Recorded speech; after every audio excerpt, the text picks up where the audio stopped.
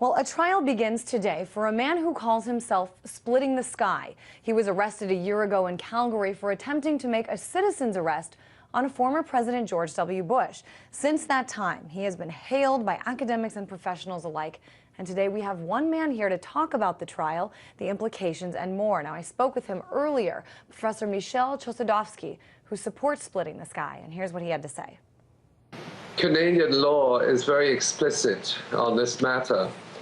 There is what is called the Immigration and Refugee Protection Act, and people who enter Canada, if they are an alleged war criminal or terrorist, should be barred from Canada. Now, we had a number of, there's a whole history to this, going back to 2004, where a judge in the province of British Columbia actually said we cannot initiate a legal procedure against the sitting head of state and commander-in-chief. However, tacitly, that judge also acknowledged that the allegation of war crimes was legitimate. And so we have several pieces of legislation in Canada which can be used to make a case that, in effect, George W. Bush is a war criminal. He should either be barred from Canada, but the moment he enters Canada, he is subject to Canadian law. And Canadian law is very explicit because we have a Crimes Against Humanity and War Crimes Act, which applies particularly to George W. Bush.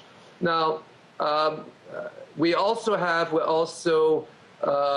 support the Nuremberg Protocol, and which means that people who are involved in law enforcement have to abide by these laws, even if they get contrary directives from the Canadian government. So this is an extremely important case because it tests some very important pieces of Canadian law.